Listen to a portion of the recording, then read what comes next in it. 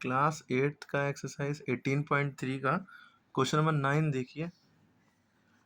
2 cylindrical jars contain the same amount of milk। 2 cylindrical jar हैं जिसमें same amount of milk है, यानी कि दोनों का वॉल्यूम बराबर है। जितना एक सिलेंडर में जार में आएगा दूध के केन में दूध, उतना ही दूसरे में आएगा। बस फर्क क्या है कि if their diameter are in the ratio of 3:4, यानी पहले की डायमीटर कम है, दूसरे की डायमीटर ज़्यादा है। यानी कि इसका मतलब ये है कि दो सिलेंडर हैं ऐसे, एक की डायमीटर 3 है और दूसरे की 4 है, यानी कि पहले की डायमीटर कम है यानी पतला है, लंबाई ज़्यादा है, और दूसरे की डायमीटर ज़्यादा है। डायमीटर यानी कि गोलाई, यानी कि ये यहाँ से यहाँ तक की दूरी ये ज़्यादा है तो हाइट कम हो गई, लेकिन दोनों का वॉल्यूम बराबर है। जितना इनमें दूध आएगा 10 लीटर इसमें आएगा तो 10 लीटर इसमें भी आएगा। ये क्वेश्चन है। अब आगे क्या कह रहे हैं, if their diameter in the ratio of this find the ratio of their height. तो उनकी हाइट का रेशियो बताओ, ये इसकी और इसकी हाइट का रेशियो बताओ। अब हमने क्वेश्चन के अकॉर्डिंग सारी बातें नोट की। 2 सिलेंड्रिकल जार हैं, सेम अमाउंट ऑफ मिल्क है, इसका मतलब है कि volume of 1 cylinder equal to volume of second cylinder. Ratio of diameter ये दिया है कि इसकी ये और इसका ये 3:4 है। ठीक है, रेशियो ऑफ हाइट निकालना। सॉल्यूशन कैसे करते हैं कि डायमीटर हमारी 3 दी है तो हम ये मानते हैं कि डायमीटर 3x हो गई, जिसमें इस 2 लगाओ, इस 2 रेशियो लगाओ, उसको में x लगा लेते हैं। तो पहले वाली की 3x होगी, दूसरे वाली की 4x, 4x हो गई। तो d1/d2 ऐसे लिख सकते हैं, एक्स्ट्रा में लिख दिया हमने। अब हमें एक्चुअल में, क्योंकि क्या कह रहे हैं, सेम अमाउंट ऑफ मिल्क, यानी दोनों में वॉल्यूम सेम होगा, तो वॉल्यूम के लिए रेडियस चाहिए होती है। पहले इस सेम अमाउंट ऑफ मिल्क है अकॉर्डिंग टू क्वेश्चन, तो volume of first cylinder, volume of second cylinder, यानी जितना इसमें दूध होगा उतना ही इसमें दूध होगा। तो वॉल्यूम सिलेंडर फॉर्मूला था πr²h।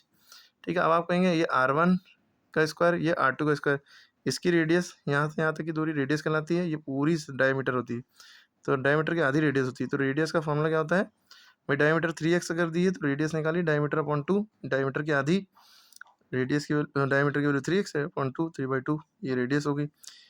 इसके लिए डायमीटर 4x दी थी, रेडियस फॉर्मूला लगाया डायमीटर अपॉन 2, डायमीटर की आधी रेडियस होती है, 4x अपॉन 2 लिखा।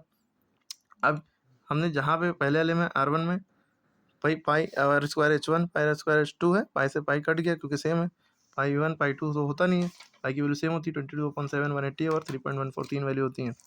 तो r1 की वैल्यू हमने 3x अपॉन 2 का होल स्क्वायर रखा, h1 बड़ा r2 की वैल्यू का 4x अपॉन 2 रखा, स्क्वायर h2। ठीक है, इसके बाद अगले स्टेप में भाई स्क्वायर 3 पे भी है और 2 पे भी है, 3 का स्क्वायर 9 हो गया और 2 का स्क्वायर 4 हो गया, स्क्वायर x पे भी है तो x स्क्वायर हो गया h1 इक्वल टू 4 का स्क्वायर 16 हो गया, 2 का स्क्वायर 4 हो गया, x स्क्वायर h2। ठीक, एक्स स्क्वायर से एक्स स्क्वायर इधर उधर इक्वल टू में इधर उधर चीज़ें कट जाती हैं अगर सेम होती हैं, सेम साइन की। अब हमारे पास बचा 9h1/4 और इधर बचा 4 1 दा 4 4 4 दा 16।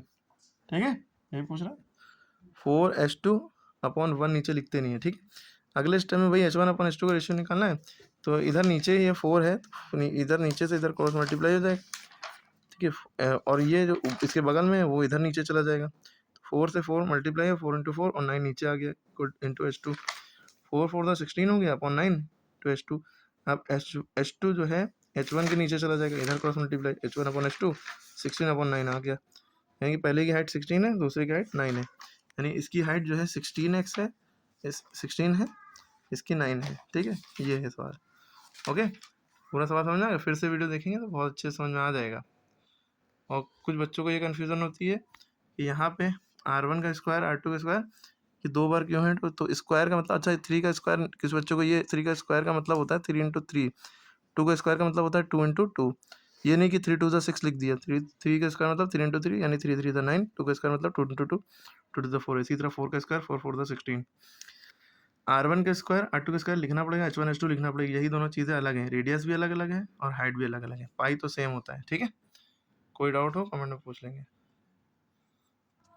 साथ में इसके क्वेश्चन नंबर 10 करके दिखाइए, पढ़ के, अगर कर पाते हैं तो अच्छी बात है, कमेंट में आंसर बताइए।